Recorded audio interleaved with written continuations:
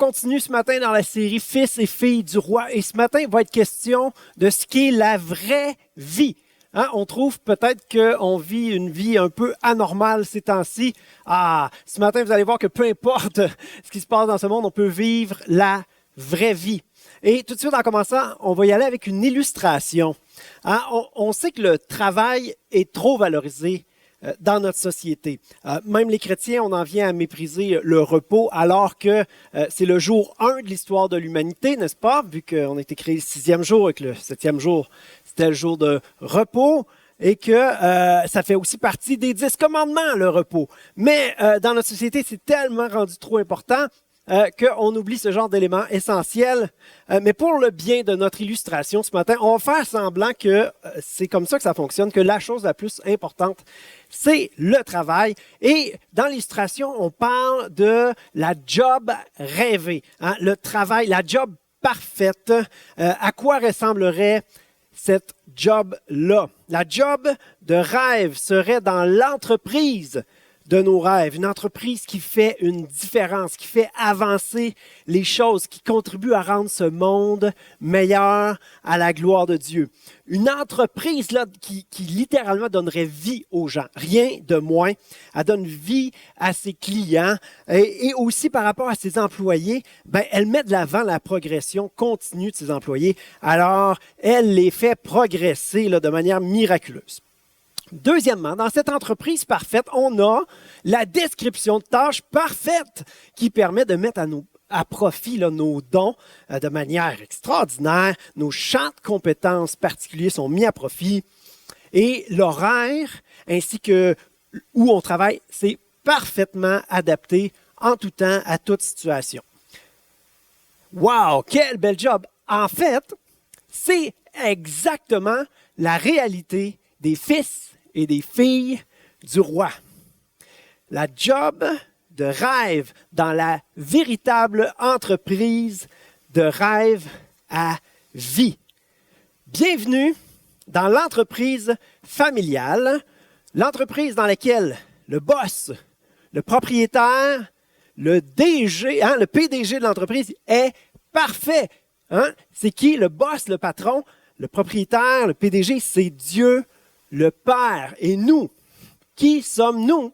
Nous sommes participants à son œuvre, assis dans le bureau du responsable des opérations, assis dans les lieux célestes avec Jésus, co-héritier avec lui, parce qu'effectivement, nous sommes fils et filles du propriétaire. Vous voyez tous ces passages-là qu'on a vus dans les derniers messages dans cette série. Donc, notre entreprise, parce qu'elle appartient à Dieu et à nous, qui nous a pris comme partenaires d'affaires, elle est glorieuse, elle est parfaite, elle est éternelle et sa réussite est assurée. C'est quoi cette entreprise-là? Eh bien oui, c'est l'œuvre de Dieu. C'est son royaume qui s'établit, son royaume qui avance ici et maintenant. La seule question à se poser en tant que fils et fille du roi, c'est à quel point est-ce qu'on va avoir contribué, à quel point est-ce qu'on va avoir travaillé et tout fait pour que cette entreprise-là puisse progresser. Il faut qu'elle progresse dans notre propre vie. Il faut ensuite qu'on contribue à la faire progresser dans la vie des gens autour de nous et dans ce monde. Ce qui est merveilleux avec cette entreprise-là, comme je le disais tout à l'heure, elle s'adapte à toutes nos situations de vie parce que notre travail, il se passe en tout temps et en tout lieu, dans n'importe quelle activité de notre vie. Et ça donne aussi que le patron, c'est aussi le responsable du service de la paye et il voit tout ce que l'on fait, chaque petite action et toute action que l'on fait pour lui, il en prend note. Il les met à notre compte. L'enjeu se situe au niveau de notre attention, alors qu'on fonctionne, alors qu'on fait nos activités de la vie de tous les jours. Avec quelle attitude on vit? Est-ce qu'on vit avec une attitude de reconnaissance, de pouvoir vivre sous le bon regard du propriétaire, être dans son entreprise? Ou on vit sans considération pour lui, en oubliant pratiquement qui est là? La question, c'est pourquoi on vit, pour qui on vit, pour qui on fait les choses. L'enjeu il se situe tout simplement dans est-ce qu'on vit pour Dieu ou pas? Est-ce qu'on est conscient que Dieu voit tout, que Dieu prend plaisir en nous quand on veut vivre une vie pour lui, une vie pour lui plaire? Peut-être qu'on vit souvent sans considérer qu'il est là, en oubliant pratiquement qu'il est là, mais lui, il nous attend. Lui, il se demande quand est-ce qu'on va vouloir vivre la vraie vie? Quand est-ce qu'on va vouloir vivre pour le roi, avec le roi? Le titre du message ce matin, c'est « Toi plus le roi égale la vraie vie ». Saviez-vous que vous aviez cette job-là? Que vous avez déjà été embauché? Si ce n'est pas le cas, c'est quand même dommage, mais aussi invraisemblable que ça puisse être, sachez que ce n'est pas plus grave que ça, parce que quand vous avez été embauché, il y avait une clause qui disait que vous entriez en fonction quand vous seriez prêt. Hein? Quand vous comprendriez que c'est ça la vie que Dieu veut pour vous, voilà, jamais trop tard pour commencer. Alléluia. Merci Père pour tous les privilèges. Merci pour ce que tu as fait de nous. Merci pour ce que tu veux pour nous. Et alors là, on veut s'approprier, on veut recevoir, accepter, Seigneur, la vie que tu veux pour nous et apprendre à la vivre de mieux en mieux. Viens parler à nos cœurs, Seigneur. On veut vivre la vraie vie. On veut vivre une vie qui te plaît. On veut vivre une vie avec toi, par ta force et pour toi et vers toi jusque dans l'éternité. Merci, Seigneur, pour ce temps qu'on passe ensemble. C'est bon pour des frères et sœurs d'être ensemble. Alors, on se réjouit avec toi, Père, de ce que ta famille est réunie ce matin. Dans le nom de Jésus, Amen. Si vous ne l'avez pas déjà fait, écrivez là tout de suite dans les commentaires. Je ne sais pas si c'est à gauche, hein? Oui, excusez. Écrivez là, « Ah, je suis content d'être avec la famille de l'église de Saint-Honoré ce matin. » En tout cas, moi, ça me fait plaisir qu'on soit ensemble à nouveau. Hein? Vous vous rappelez le message où il était question du fils prodigue? C'était dans la série légaliste, libéral ou chrétien. Il y a un message qui s'appelait « Comprendre le cœur du Père ». Et dans ce message-là, on comprenait que les deux fils n'y comprenaient rien au cœur du Père. Ils vivaient avec une mentalité, avec une attitude complètement contraire à la mentalité du Père. Alors, suite à ce message-là, on se dit, OK, oui, c'est beau, on comprend un petit peu plus le cœur du Père, on comprend à quel point l'être humain, naturellement, n'y comprend rien. Mais en bout de ligne, là, hein, la suite, c'est, OK, mais il veut quoi finalement le Père pour nous? À quoi ressemble la vie que le Père veut pour ses enfants, pour ses fils et ses filles, pour les partenaires d'affaires dans l'entreprise familiale? Voici vitement deux éléments, deux leçons qu'on peut tirer de l'histoire du Père prodigue, que j'aime appeler l'histoire du Père prodigue parce que c'est lui qui prodigue un amour incroyable. Le fils prodigue, lui, c'est un fils qui gaspille. C'est pas la même chose. Un père qui prodigue un amour contraire à la logique humaine. Alors, on se replonge dans cette histoire-là. Hein? Le fils, celui qu'on appelle le fils prodigue, il agit vraiment en idiot, rien de moins. Il demande à son père l'héritage qui devrait lui revenir, normalement à la mort de son père. Hein? Et le père, lui, bien qu'il ne soit pas fou du tout, acquiesce à la folle demande de son fils. Il consent à lui donner son héritage prématurément. Hein? Donc, première leçon, le père traite ses fils comme des êtres libres et responsables. Il leur permet de faire des gaffes, quoi. Hein? C'est ça le risque quand on laisse quelqu'un de libre, c'est qu'il risque de prendre des décisions différentes des nôtres et il risque même de prendre des mauvaises décisions.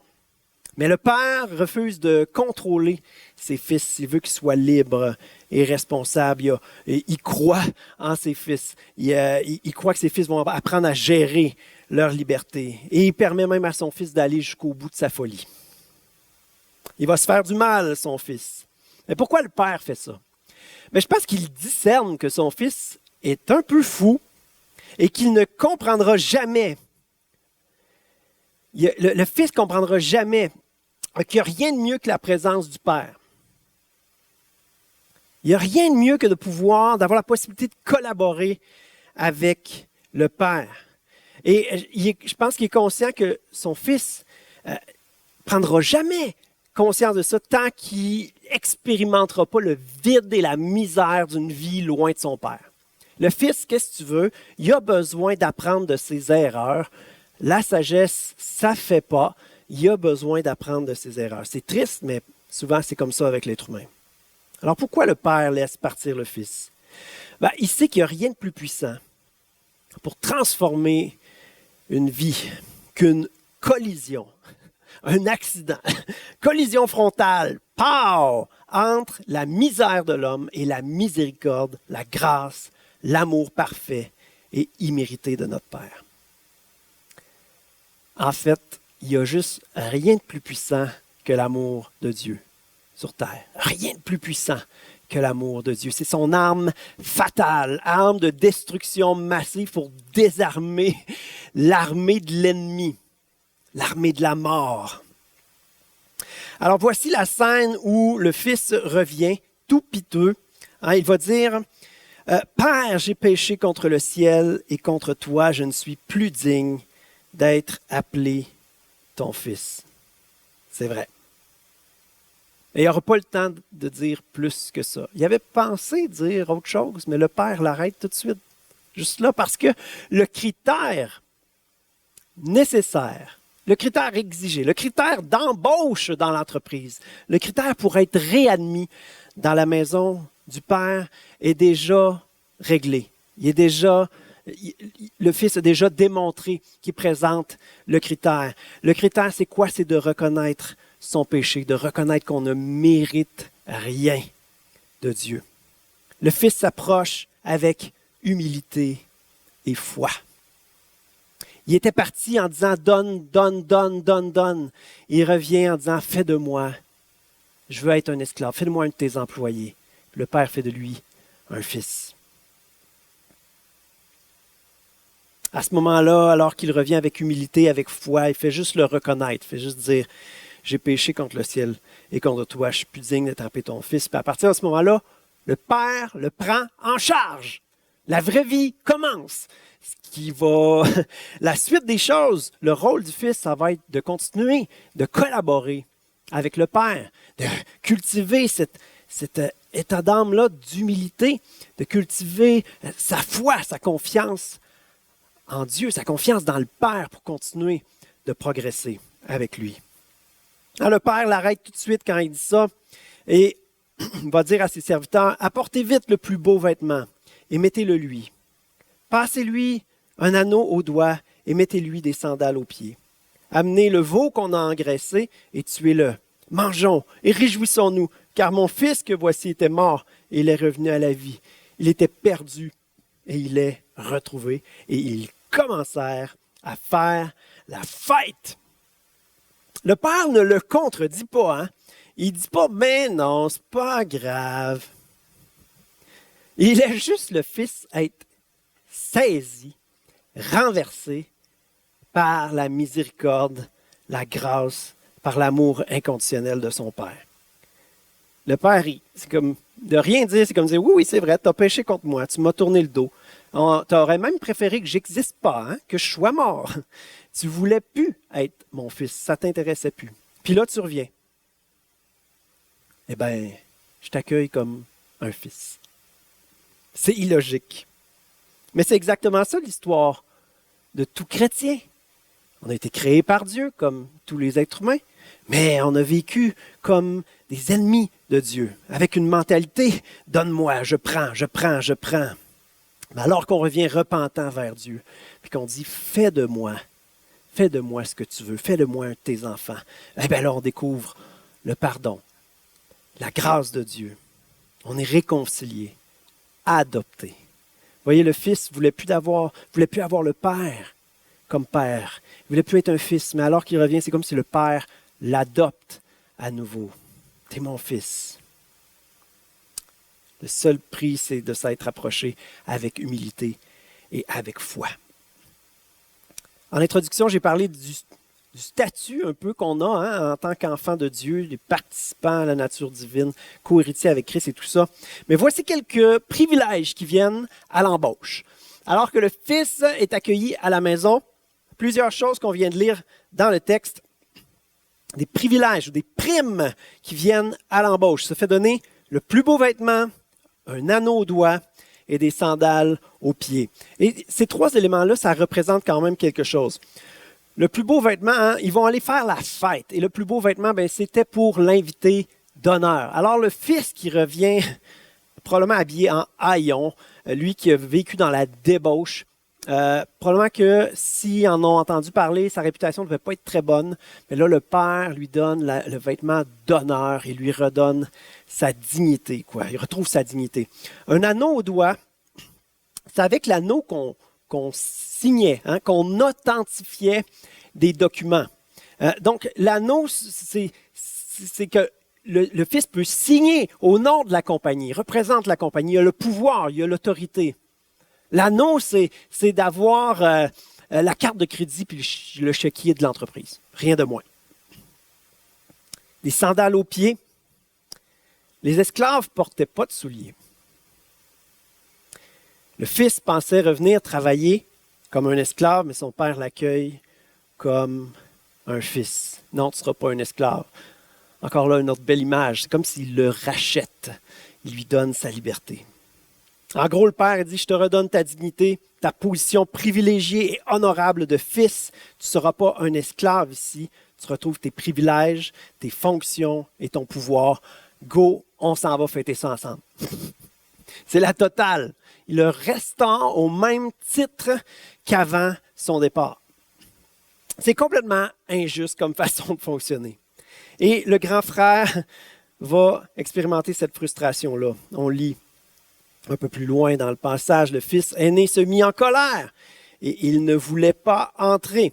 Son père sortit le supplier d'entrer, mais il répondit à son père, « Voilà tant d'années que je suis à ton service, sans jamais désobéir à tes ordres. Et jamais tu ne m'as donné un chevreau pour que je fasse la fête avec mes amis. Mais quand ton fils est arrivé, celui qui a mangé tes biens avec des prostituées, pour lui tu as tué le veau engraissé. » Le frère y est en furie parce que c'est injuste. Et parce qu'il est jaloux. Il n'est pas d'accord avec la miséricorde, la grâce de Dieu. Ça dit grâce, c'est un amour immérité. C'est un cadeau, c'est gratuit, ça ne s'explique pas. Et c'est injuste. Il ne le mérite pas, le petit frère. Mais dans sa réponse, son père va essayer de lui faire comprendre qu'il n'y a rien à envier à son petit frère parce que depuis toujours, lui, là, le grand frère, devrait vivre la vraie vie. Malheureusement, il a beau être là physiquement, il ne vit pas la vie que le père veut pour ses enfants. Il devrait vivre la vraie vie, il devrait profiter de la qualité de vie qui vient dans la maison du père. Mais le grand frère, dans sa tête, dans sa mentalité, il est aussi loin que le petit frère en train de gaspiller son bien dans les prostituées ou se retrouver dans l'enclos des cochons avec plus rien à se mettre sous la dent. Le grand frère est dans la maison du père, mais dans sa mentalité, il est des kilomètres de distance. Le fils prodigue s'est perdu sur le chemin de la quête du bonheur à travers les plaisirs de ce monde. Ben, le grand frère, lui, il est complètement perdu dans la direction du « je dois mériter l'amour de mon père ». Je dois mériter son approbation. Je dois mériter mes privilèges. Et il n'ose même pas prendre ce qui pourtant lui appartient. Parce que le Père a cette mentalité-là, généreuse, de collaboration, de joie.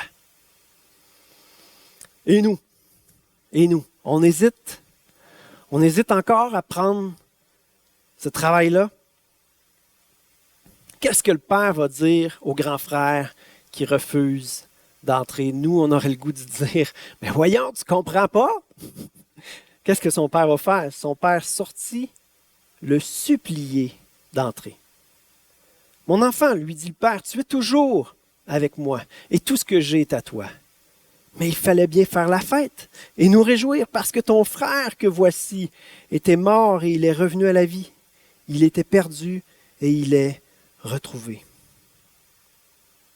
3 promesses du roi qu'on peut retirer à travers son discours, à travers ce qu'il va dire, ce qu'il va faire également à ses 2 fils. 3 promesses à retirer, à s'approprier, à accepter.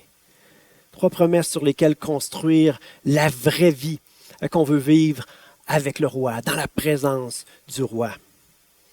Première promesse, le Père sera toujours là pour nous. C'est ce qui démontre au fils prodigue parce que à travers ses gestes, son message c'est « Si tu pars, moi, je t'attends. Et quand tu reviendras, la porte est ouverte. Tu seras admis. » Les critères, l'humilité et la foi. Question, est-ce que c'est intimidant pour vous d'être avec le roi? Est-ce que c'est intimidant d'être avec Dieu, de pouvoir être dans la présence de Dieu? Est-ce que vous êtes capable de vous imaginer ça puis d'être à l'aise là-dedans? Dieu n'est-il pas saint et redoutable? Qui peut tenir dans la présence de l'Éternel? J'ai une illustration pour vous ce matin. J'ai un oncle qui est pasteur, puis son garçon était du genre très, très actif et rapide. Et dans cette église-là, quand même une grosse église, il devait y avoir 400 personnes, peut-être un beau stage d'1 mètre de haut, là.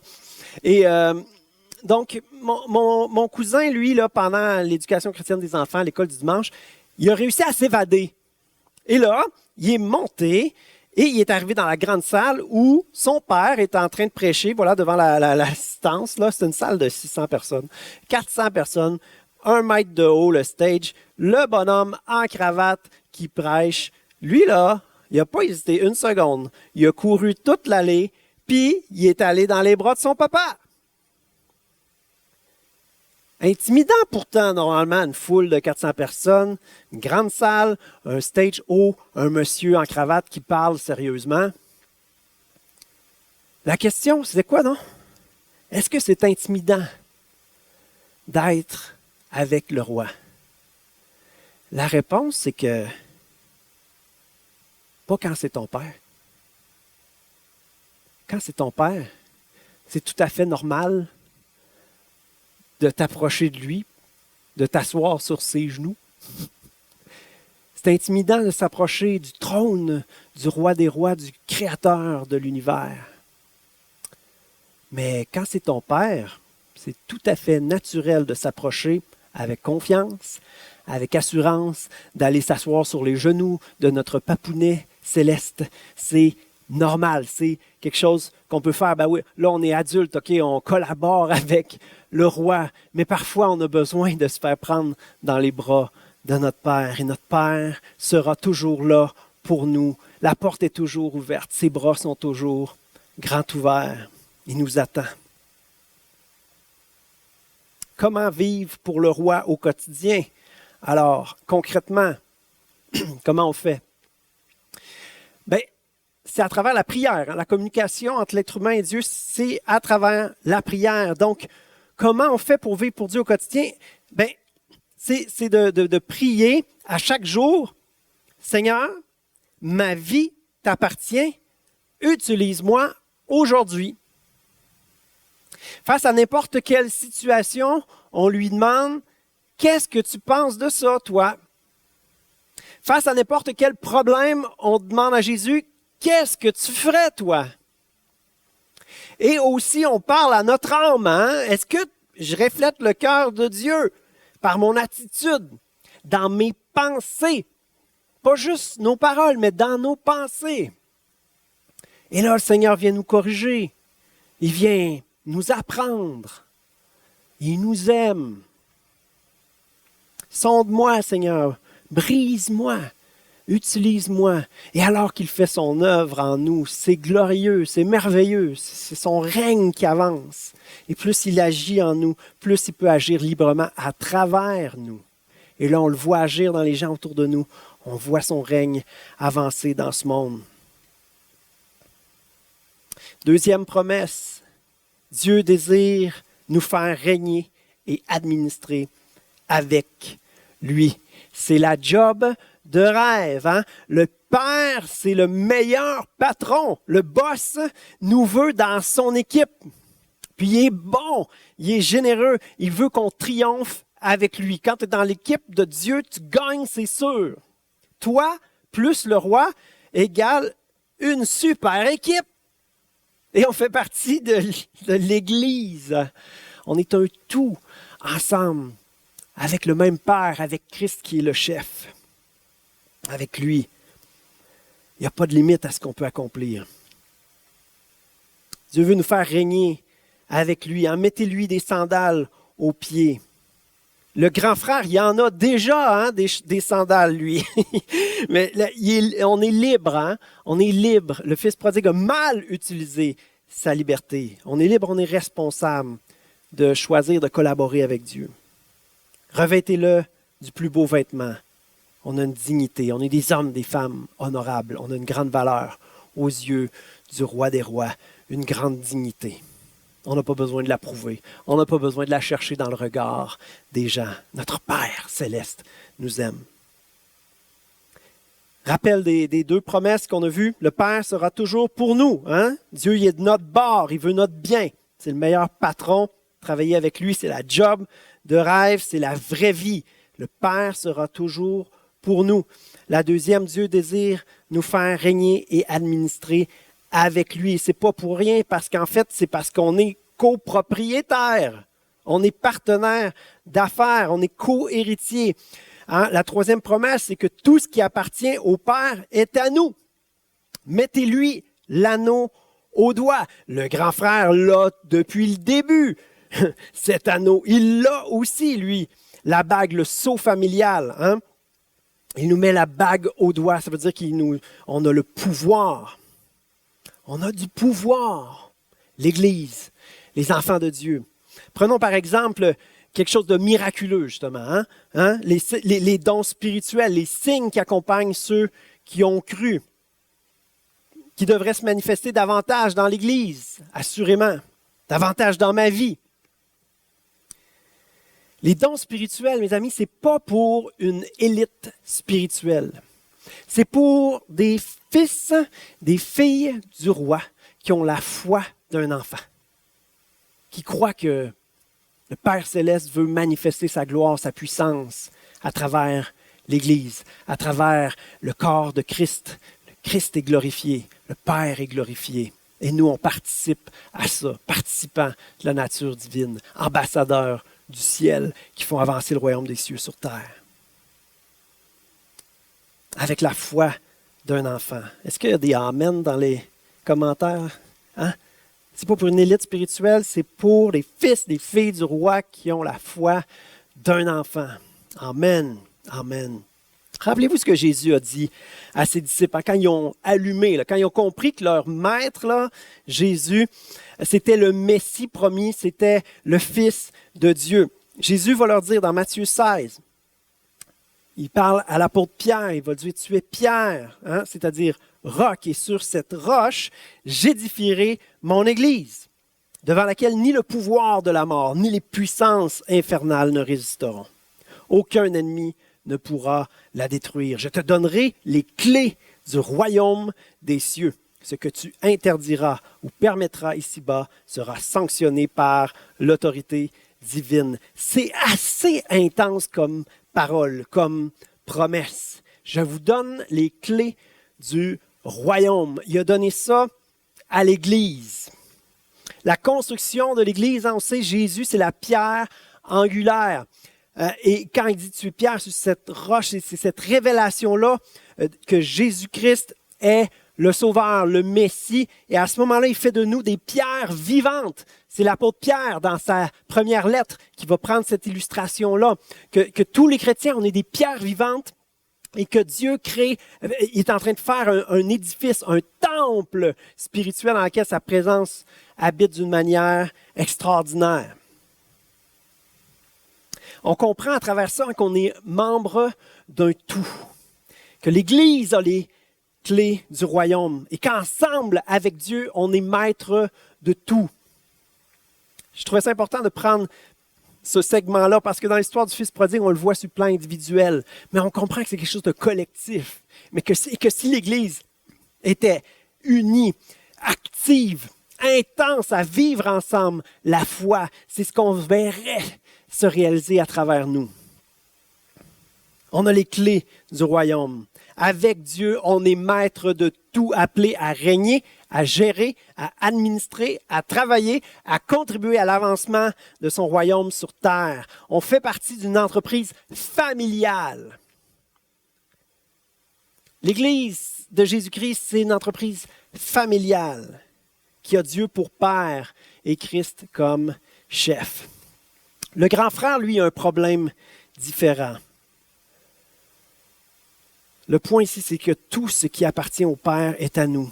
Il nous a donné une bague au doigt, l'autorité, le pouvoir, les clés du royaume. Le grand frère, lui, a un problème différent. Lui a perdu la joie de collaborer avec le Père. Il pense qu'il doit mériter les choses. Et il a oublié juste la joie, la simplicité pour recevoir, accepter. Il a oublié l'importance de la fête. Il a oublié l'importance du repos, de profiter de la présence du Père. On a une expression bizarre ici au Québec quand il y a une célébration.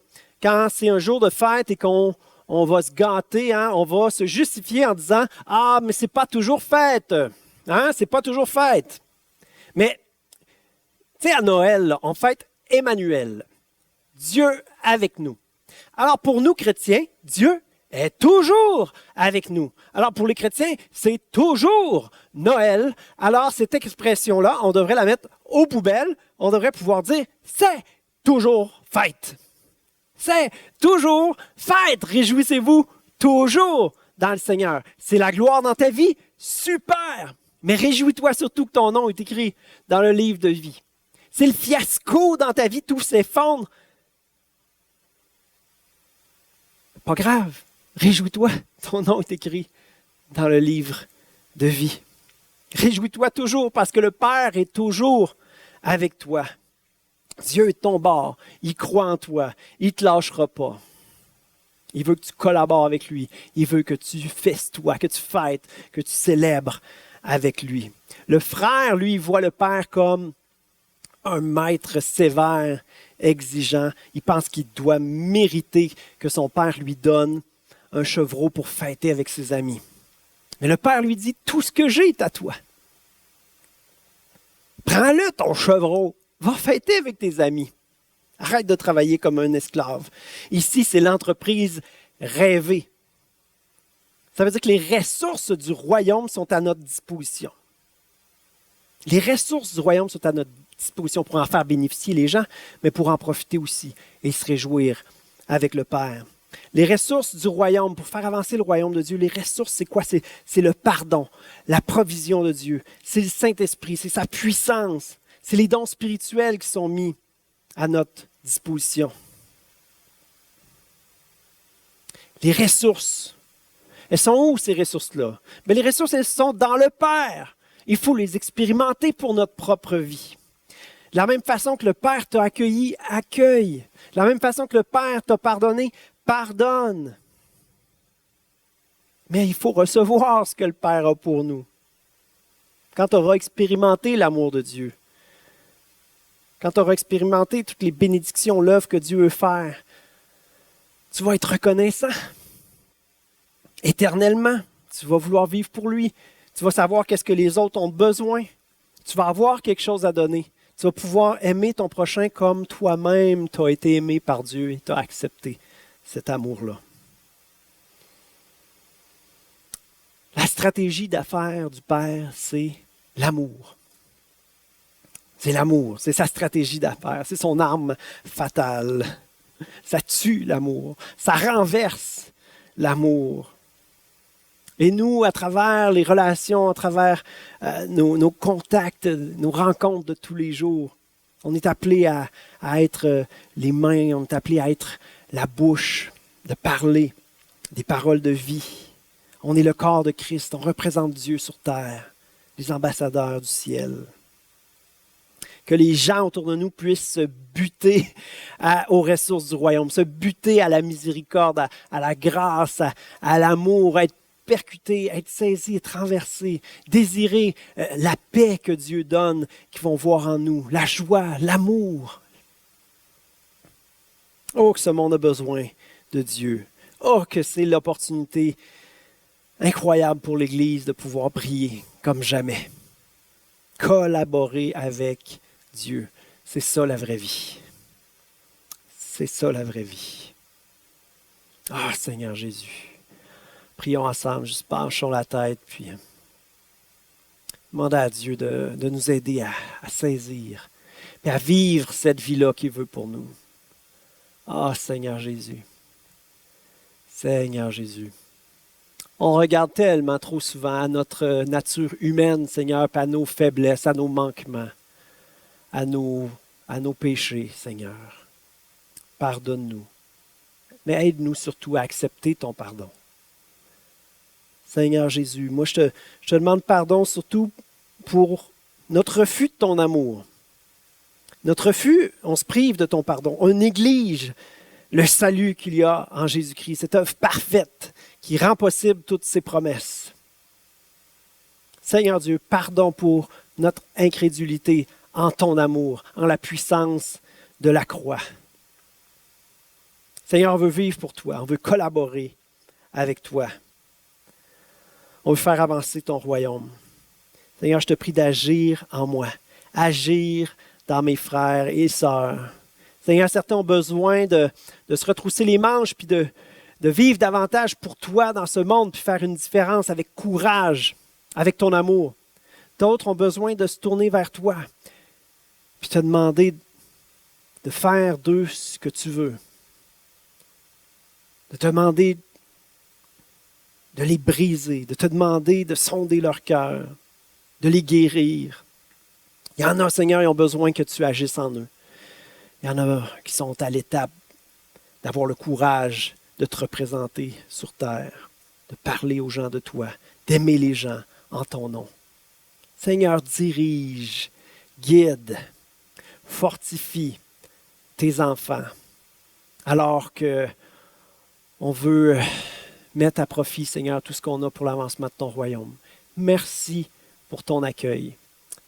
Merci, Seigneur, de nous avoir admis dans ta maison, admis dans l'entreprise, alors qu'on s'est avancé avec humilité et foi, en toute simplicité, Seigneur. Ah, Jésus, on veut garder cette humilité-là et on veut que notre foi grandisse, notre confiance en toi, Seigneur. Tu vas nous fortifier, Seigneur. Alléluia. Merci, Seigneur Jésus. Merci pour le privilège de vivre avec toi. Oh, Seigneur, on ne veut pas se priver de ta présence. On ne veut pas se priver de ton amour, Seigneur. Prends-nous dans tes bras. Et Seigneur, on ne veut pas se priver de voir ta gloire agir dans nos vies. De voir ta gloire agir, Seigneur, dans la Beauce. De voir ta gloire dans la Beauce. Transforme, Seigneur. Guéris, restaure, comme tu l'as fait, Jésus, sur la terre quand tu étais là. Fais-le à travers nous, je te prie. Alléluia. On est confiant dans tes promesses, qu'elles puissent s'accomplir dans nos vies. Amen. Alléluia. Oh yes, c'est cette semaine que ça commence, les réunions en présentiel pour une partie. Donc, on va appeler ça des réunions mixtes. On est ensemble. On continue d'être ensemble virtuellement avec un groupe qui peut se réunir ici sur place, mais on continue d'être ensemble. On continue de s'appeler. On a le droit à 2 bulles, 4 personnes. Alors, on peut passer du temps ensemble. Il y a des rendez-vous plein air qui s'en viennent où là, tout le monde est admis. On continue de s'aimer. On triomphe de la division, qu'elle n'ait aucune place dans l'Église. Nous, on va s'aimer, on va rester unis. Soyez bénis, je vous souhaite un bon dimanche. On se met une semaine un petit peu plus chaude que ce qu'on a dans les dernières semaines. On a eu des beaux moins 30 degrés, là, si vous écoutez ça un peu plus tard. Mais on garde courage. Le Seigneur est notre lumière, notre soleil. C'est lui qui réchauffe nos cœurs à tous les jours. Soyez bénis. On se revoit bientôt. Bye bye.